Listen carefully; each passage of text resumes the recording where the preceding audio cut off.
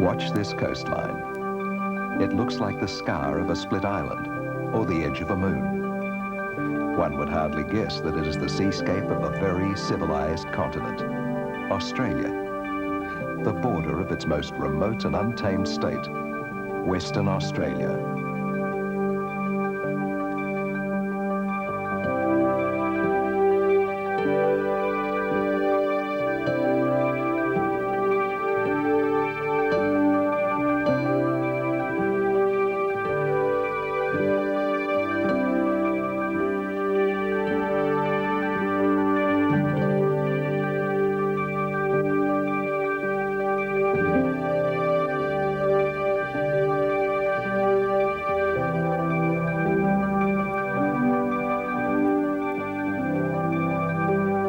Follow this swell. In 2 days, it will travel along the most rugged coastland of Australia's far west, cross the Tropic of Capricorn, and reach 1,000 miles north to a very secret and well-hidden spot, the last frontier of young runaways.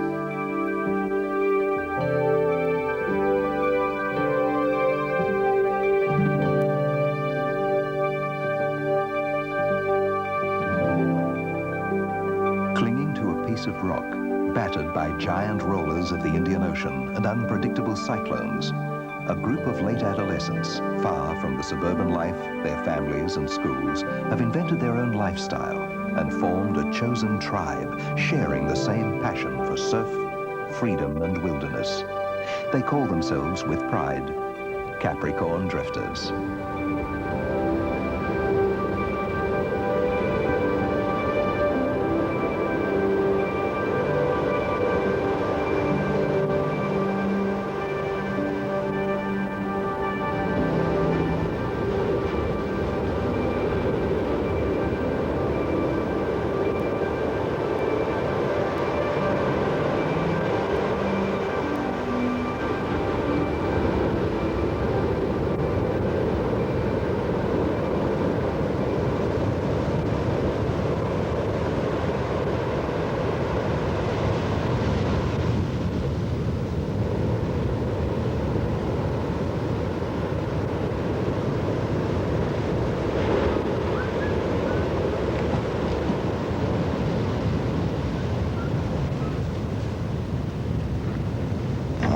Getting up in the morning really early before the sun ever gets up, because that's when the wind is not so strong offshore. It's really perfect, and it's so quiet, and the waves are really glassy, and not many people get up at that early in the morning in the dark.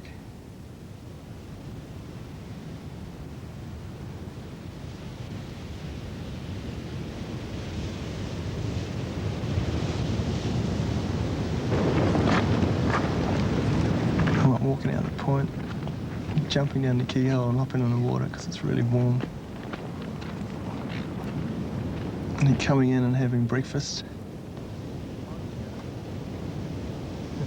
Watching the place come alive. And then go back out the point and watch a few guys get more waves. And then go for another surf. And come back at lunchtime. Have a big lunch and a rest. And then do it all over again. Because the hill section's really fast.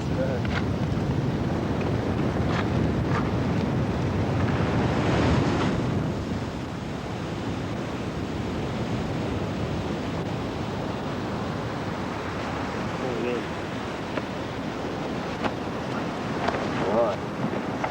For the extra protection.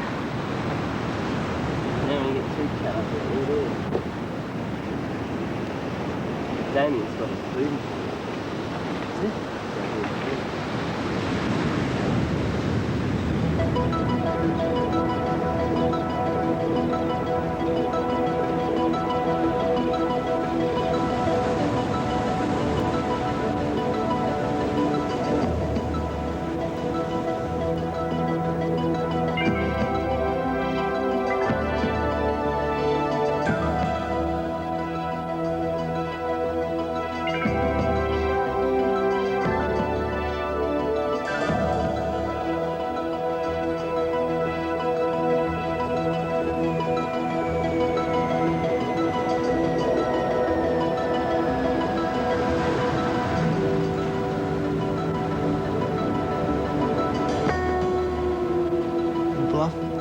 means for me fast, really fast barrels. Whenever it's offshore and there's swell, it's always hollow. And really fast. It's the fastest left-hander I've ever surfed. I went to Indonesia twice, and it's still not as fast as the bluff.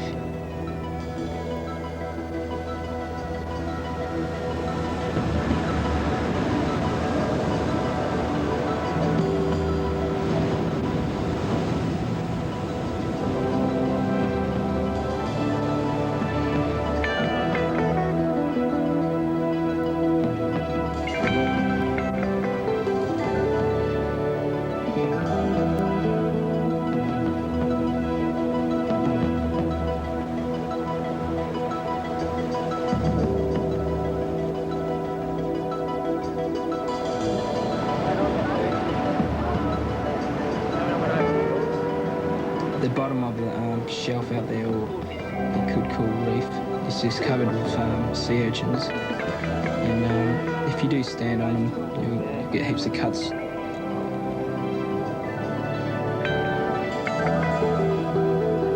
It's not just for a beginner to surf this wave. It's a challenging wave. The more challenging the wave, the more you want to fight it. It doesn't hold you under that long. It'll hold you under for about, the maximum limit will be 8 seconds. But during those 8 seconds, you don't know where you're going. And when it does get shallow, if you go head first, you're liable to clean your head up.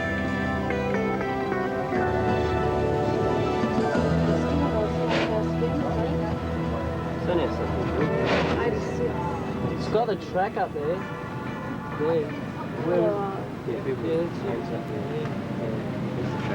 Yeah, it is too. Yeah. Gee, it's good to see. Everyone looks after each other up here because you got to, because it's like just one big family, Red Bluff. Because you haven't got your parents up here, and you do need someone to talk to every now and again to help you get through hard times and bad times, you know.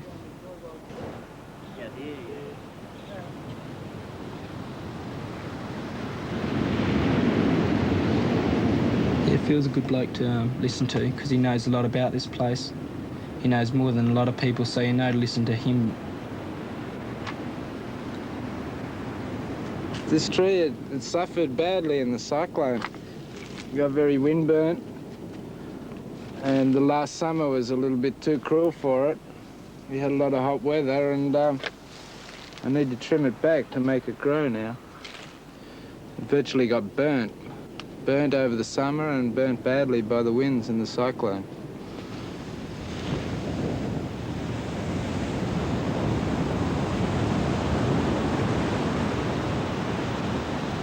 I enjoy the solitude I get from living out here, and I enjoy looking after the place. That's basically why I'm here.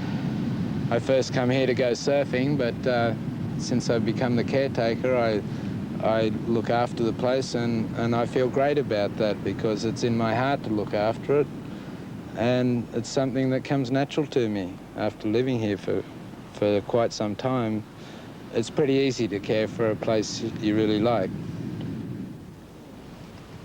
Yeah, I went through the four-way, so I remember the last time. I think the main thing that was hard at the beginning was asking people for rent for $1 a night when there wasn't any facilities here. People must have thought I was on a really good wicket in '86 because here they were, they had to pay rent to come here, and there wasn't anything there. And I think that was the main thing I had sort of guilt feelings about, because there wasn't any facilities here, and people used to ask, well, where is the dollar going to? And I just had to say, well, you'll have to trust me. When you come back next year, we'll have toilets.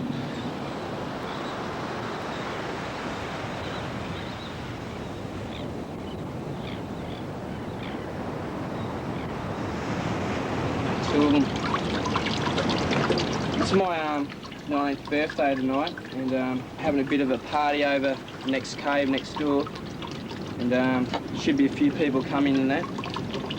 You know, there's no other place like this to have a party. It's really different than just in you know, a normal suburb house or anything like that. And like there's different people up here all together, and everyone's more open.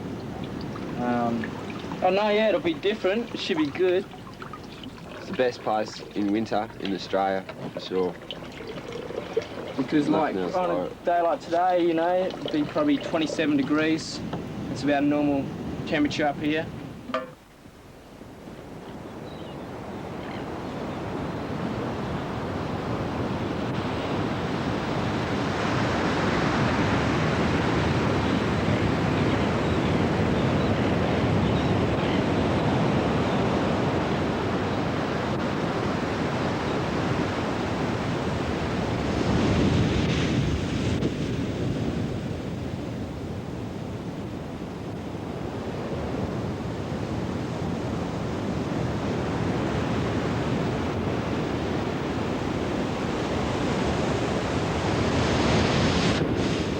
It's hard to tell other people the level of your awareness.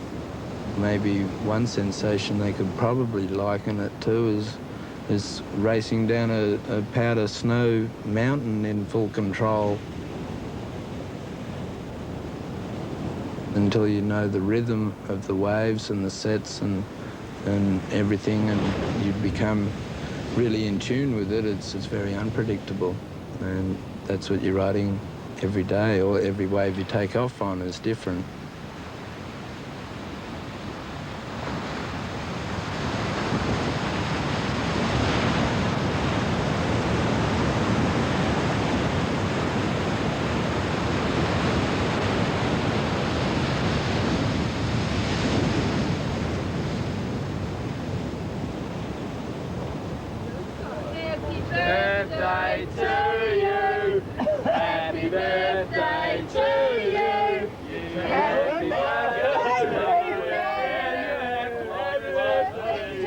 I miss them. This is just a swell. Go.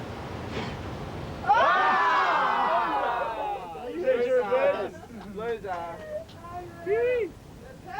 All right. Now we had that bit. You don't get too many offers.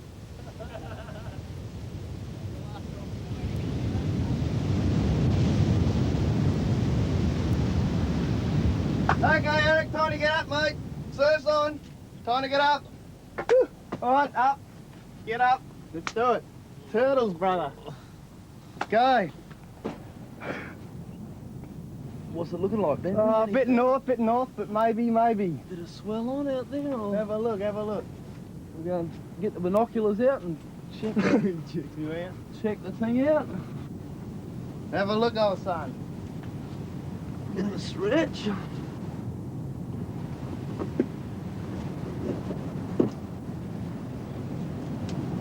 Hey, Bentley. What? What's it looking like? Not bad. Have a look. Few lines coming through there. Couple there. Few couple lines. Too big for turtles today. There. Looks a bit big, doesn't it? Yeah. What do you reckon? Few lines, but maybe a bit later there might be something. Yeah, in the afternoon.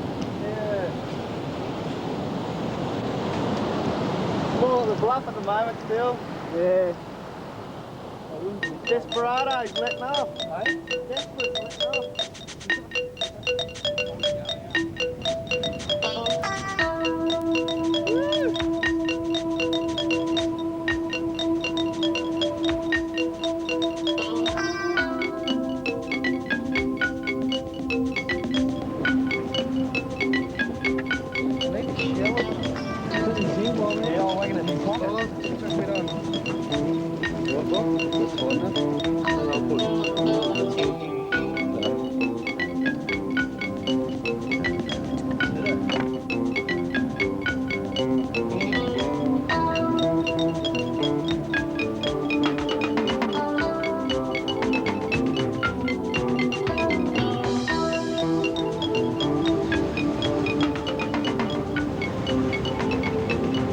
The old surfers out here give you a handout.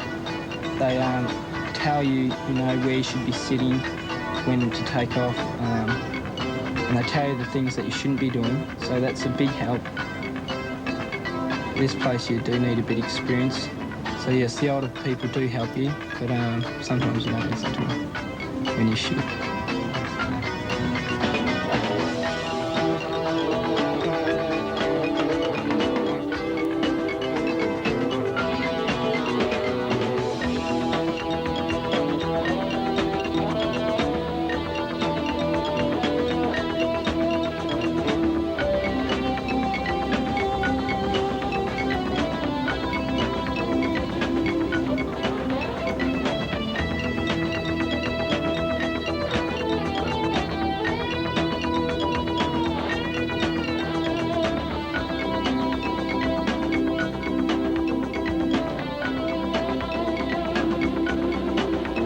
There's so many sharks here, it's unbelievable.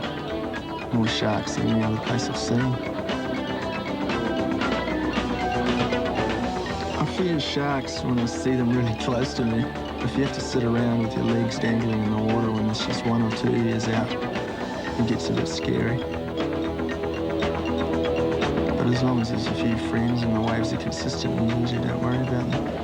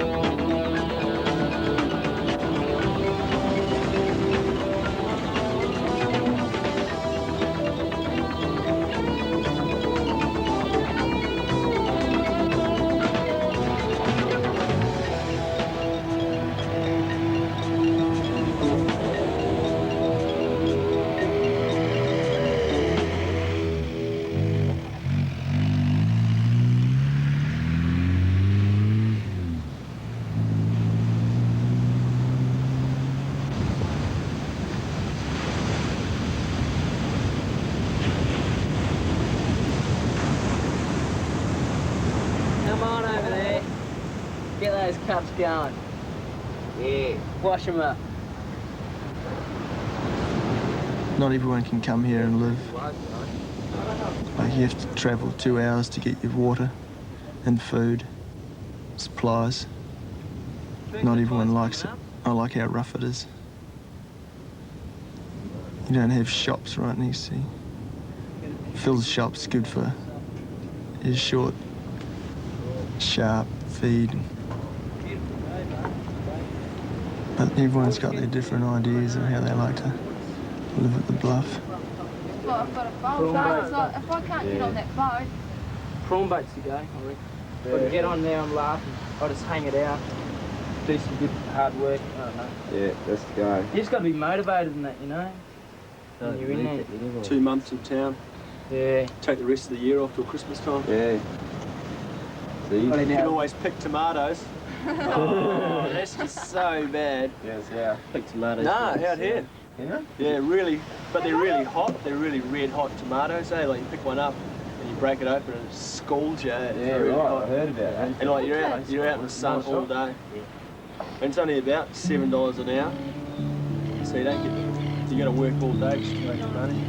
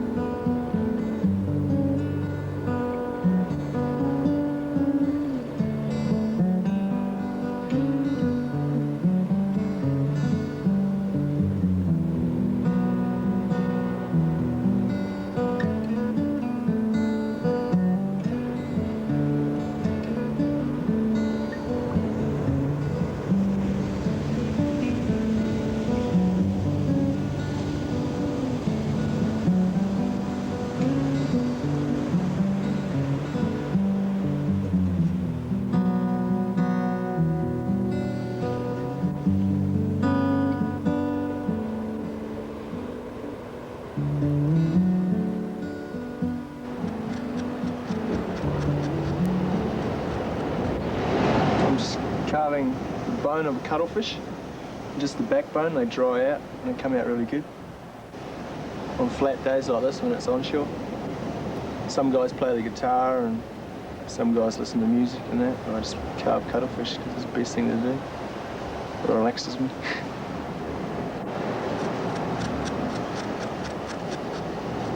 I like the cave because it's sheltered. It's never windy in here. You never get wet, it never rains in here. Just a few mosquitoes, they get a bit annoying. And the small birds in the morning, they wake you up all the time. Come and look at you in the morning when you're trying to sleep. But apart from that, it's one of the best places at the bluff. Oh, and when the swell's really big, the water comes right up in here. And you have to dodge them, you have to watch the swell. But you can hear it at night when it comes up through the end of the cave. Puts you to sleep really easy, except for when it's big, then it wakes you up really fast. You hear crashing waves coming through there. Plus the cave vibrates, and you get little stones falling out of the roof sometimes. That's why a lot of people don't like staying in here, because the roof is not solid, it's only sandstone with rocks, sediment in it. There's all sorts of different faces in the rocks too. When the candles glow, we have candles glowing at night, and you get rocks that play different games, and you have faces in the rocks, different angles. But I like the sound of the caves. They make a good sound when the waves break.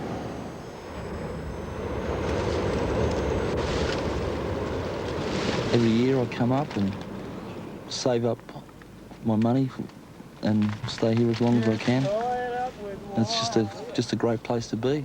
Like, just the surf and plenty of fish to catch, and you don't really have to, you don't need anything to survive. You can survive on the environment. You don't really need anything. Any hypes of the city or anything like that at all. You don't need it. None whatsoever. You just forget all about everything about the town, cities. It all just drifts away.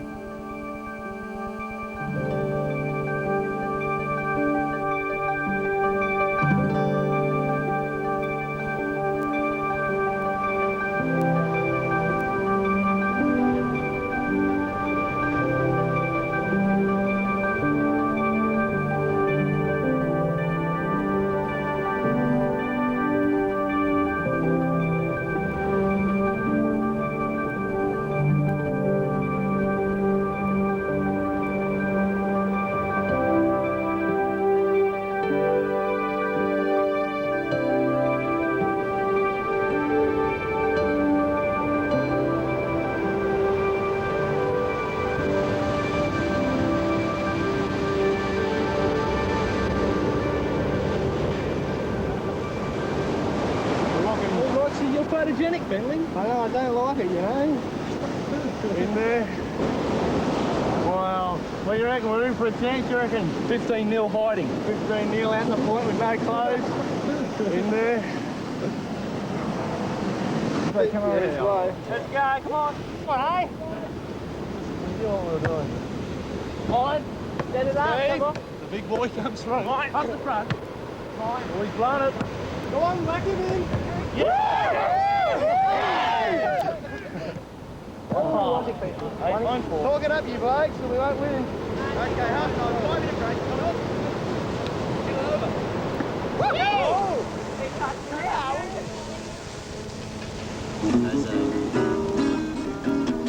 Mary had a little lamb, white as snow. Oh, damn it. And everywhere Mary went, and showed her. He followed her to school, then he followed her home. Mary had a little lamb, his feet was white as snow, and everywhere that Mary went, the lamb showed her. He followed her to school.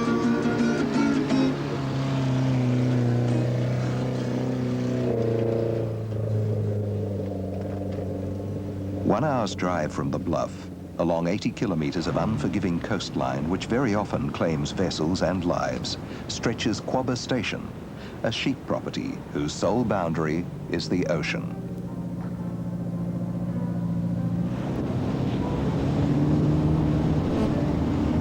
Mike and Jill Meacham own and manage this kingdom of foam and red dust, as well as the bluff, which is part of Quabba Station.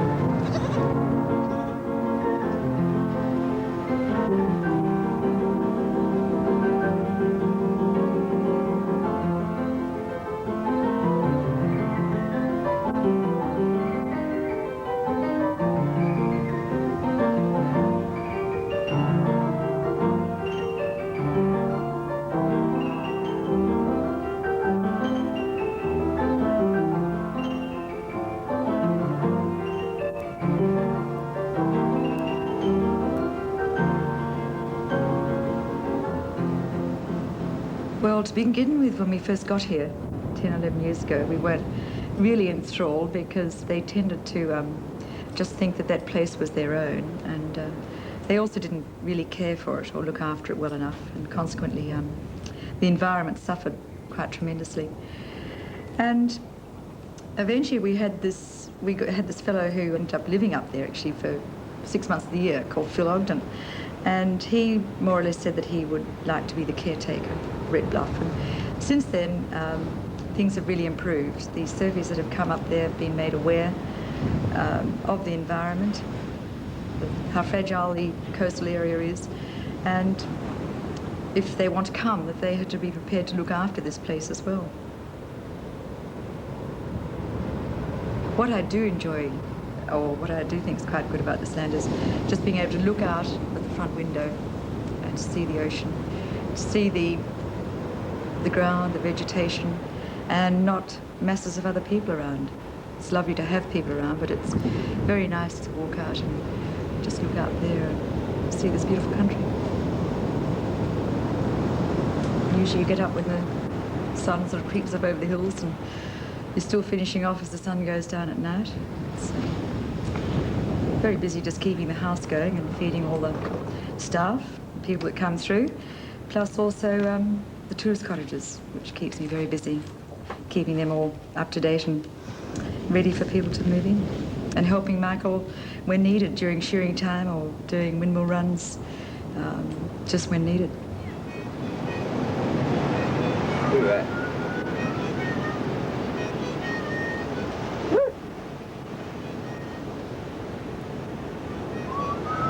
Well, I really do wonder how that they can live each day like that, for day after day, week after week, month after month. Just up there at Red Bluff, doing nothing, I suppose. When I say doing nothing, they're fishing or they're going swimming, surfing. But there's a lot of hours in a day, and I just wonder how they don't get bored out of their minds with just doing the same things day after day after day. Well, I think there needs to be more of a commitment to life than just sort of sitting up on a beach and for all day, I suppose, doing nothing.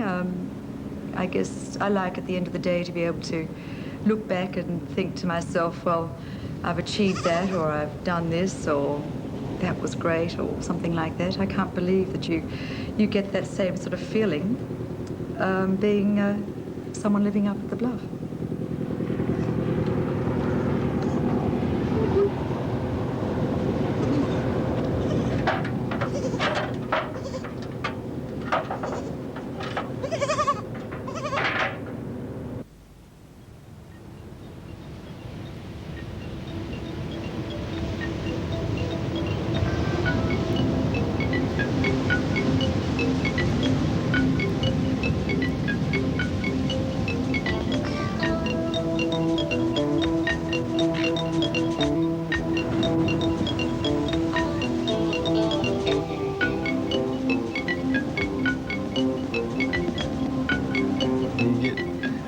Sometimes, and you just feel like the most useless surfer you've ever been, and then you get days we can make a wave, tube, and come out and feel about 10 feet tall. My heart's racing at 90 miles an hour.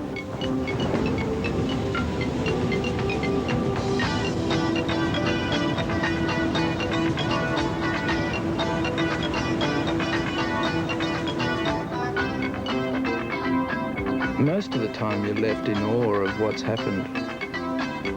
You've got to be relaxed and at peace with the situation, even if you know you're not going to come out. You're in there for that split second or a few seconds of time, and your brain really does work overtime to take it all in.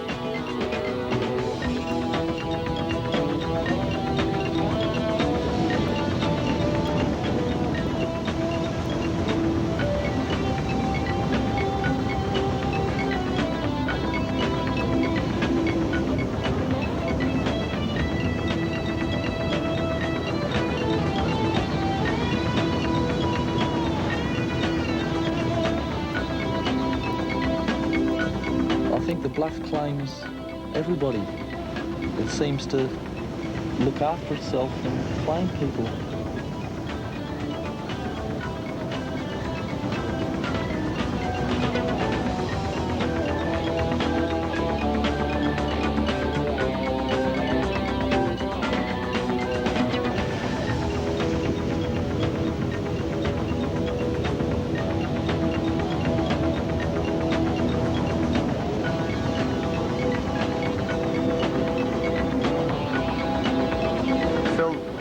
Snapped his board, duck diving a wave. The waves are really powerful today and there's a lot of water in them. Don't know where the other half of his board went. It just disappeared. Mother Ocean.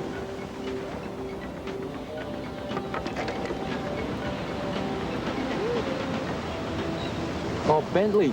Oh, he had the most horrible surfing injury.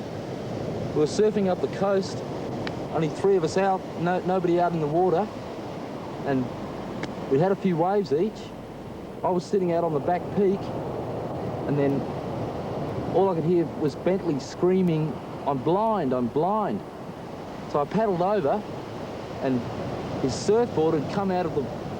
He'd gone down under the water, and his surfboard had come up and just gone doosh, and hit him straight in the eye, and there was just blood all over his... just running down his face, and we thought he'd lost his eye. We got to the beach. We were trying to calm him down because he was so like, oh, you know, like, oh, and like really just amped and freaked to them. Like, he didn't know what was going on with his eye, and so we just jumped in the car.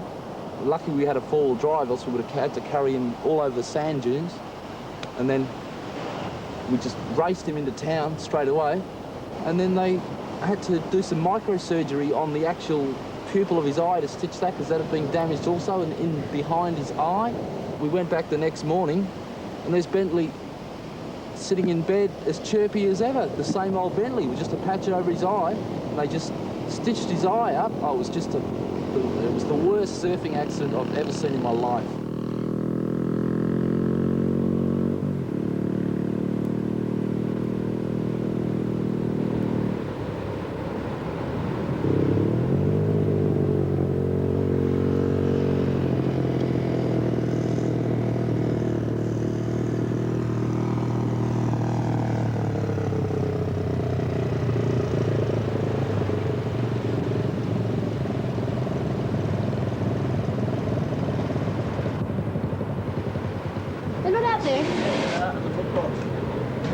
Well, we had to get a caravan out here so I could live out here with Phil sort of on a full-time, part-time basis.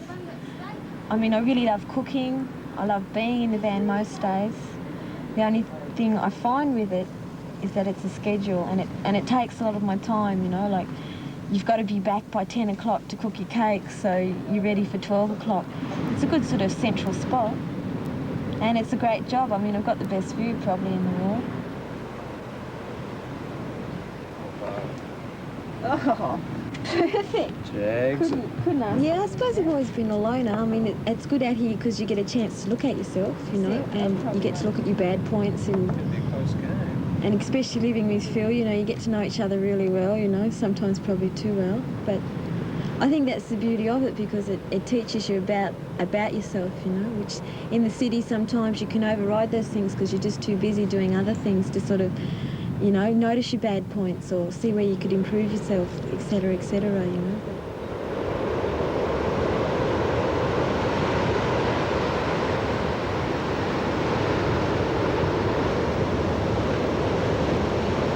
I mean, I ride a motorbike, I go surfing, you know, it's to me it's really exciting, you know, it's always full of adventure, you know.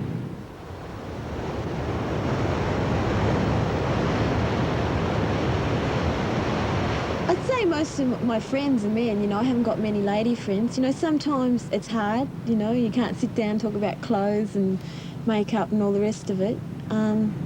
Like Phil would be my closest friend and he's a male, but it's really hard sometimes to relate to women too, because you're out here constantly and you get used to men's ways and you're going surfing, and sometimes you haven't got a lot in common with a lot of women, you know. There's a heap of things really that keep me here. Probably Phil, I mean, he's the one that brought me out here, you know, basically. Maybe God, because I think the bluff's about God and, you know, it shows you that there's some outer force there. Just the little things that people give you. I think maybe the people and the spirit of people and just what's given to you, by other people and what the day gives you, I don't know.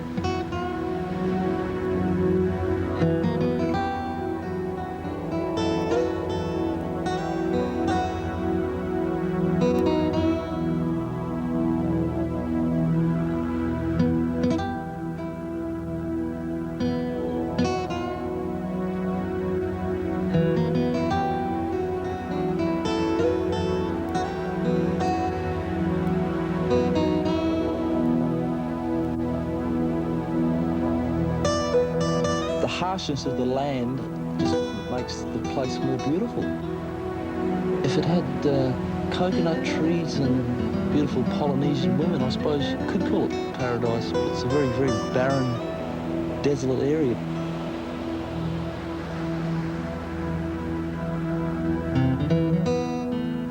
You're driving up and you haven't been here for 6 months and you pull over the hill and just see that red bluff. It just gives you that feeling that to me, it's nearly like home. I'm home again. Some people think, why come here? But they're not linked enough with the ocean and don't understand it enough. And they just think, well, you know, it's just a bunch of surfies living out here and they can't grasp the enjoyment that a surfer gets out here.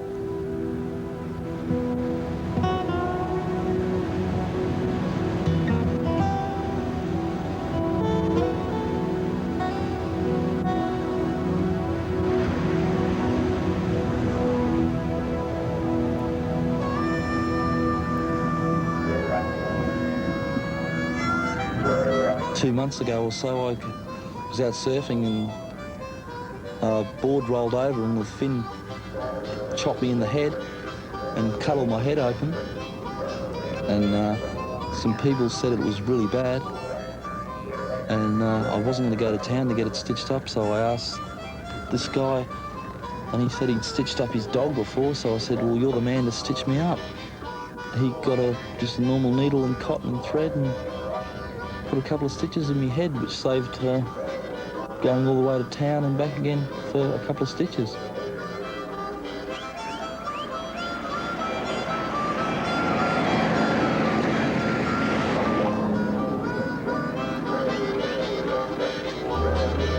I like to come in once a fortnight. If I can stretch it out to once a fortnight, I'm pretty happy. If I have to come in once a week, I'd be pretty miserable, I think. Miss out on too many waves.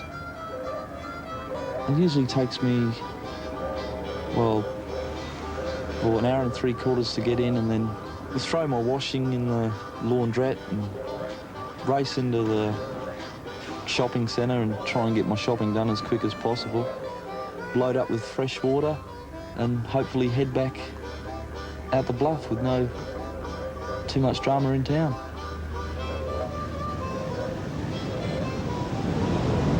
You're not left with much money now, are you? No. No doll. No good. No money, no surf. I know what you mean. Yeah. Well, what, you reckon I'll be all right going in there? Yeah, you should come in. And we can just go down to jetties and hang around down there till... Yeah, but, you know, what do you reckon? I'd take someone, you know, a bit bigger than me because, you know, a bit small now. No, you'd be right. You reckon I'd be right? Yeah. Should be. You are a bit small, eh? No, mate. Tiny.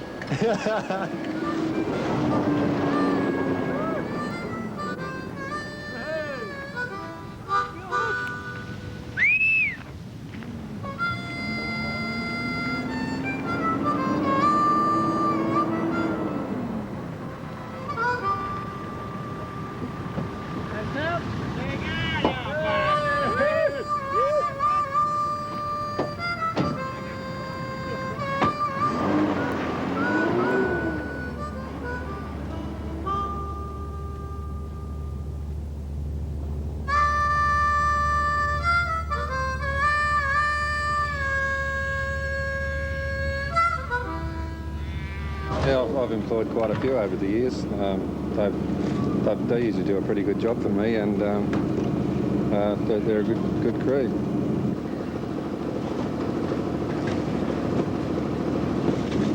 If we're fishing out there and there's a good wave there, they'll always say, well, look, check that wave out. And they certainly like the water. They like to protect it.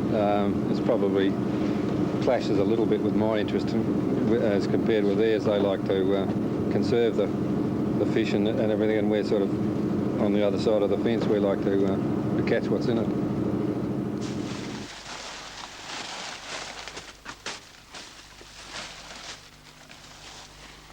If the surfies come here and they want work, we'll give them work, trashing in the banana plantation or whatever, and they're good at that for a week, and then they decide to go floating again, and then they come back. And one of the reasons why we don't employ them is because they're a floating trade. Well, they're here and they're there and they come and they go, and they're not here. Seasonal work is okay, but plantation work is 12 months' work.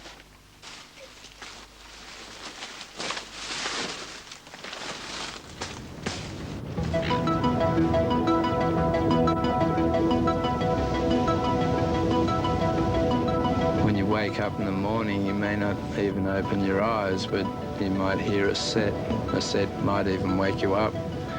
And you sort of subconsciously put a size on that. And all of a sudden you look up and there's waves, and out you go because it's on.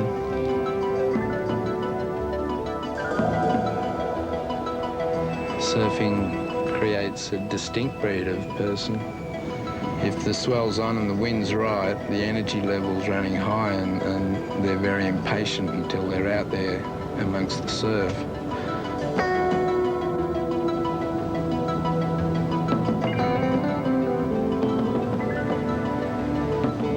They know it's on and they know they should be there, and until you get in the water, most surfers try not to break into a run walking out to surf these waves, because break into a run and people follow you. The addictive level becomes intolerable for sure. You've got to go out and surf at least every 10 days just to keep your sanity.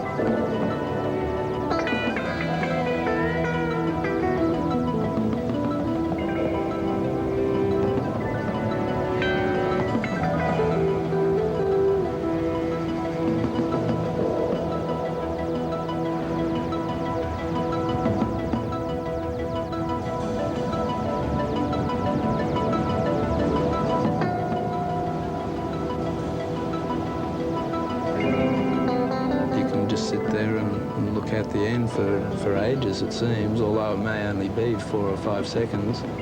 But even 1.5 seconds can seem like an eternity. You can't hear anything until after you come out, and then you hear all the rush and roar. And at the same time, you're just filled with excitement because you've just come out of this beautiful wave.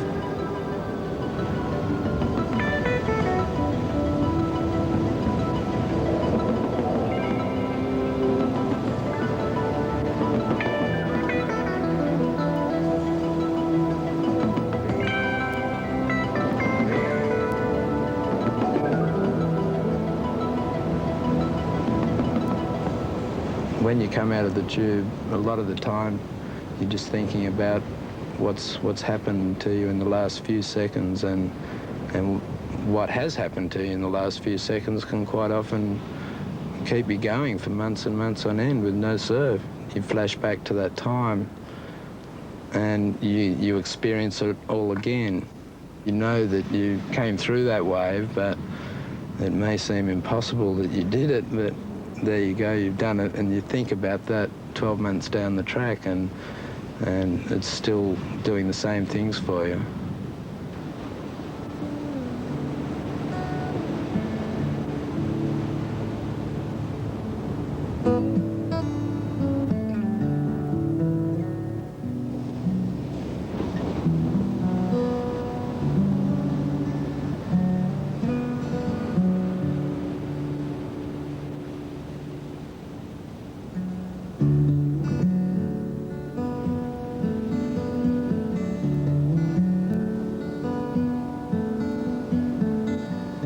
If it had vegetation and things grew here really well, it would be pretty close to paradise. I wouldn't want to go anywhere else really, because it's so sharp and hard and hollow.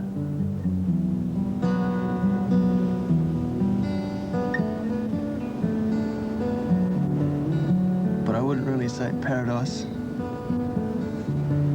because it's too rough to be paradise.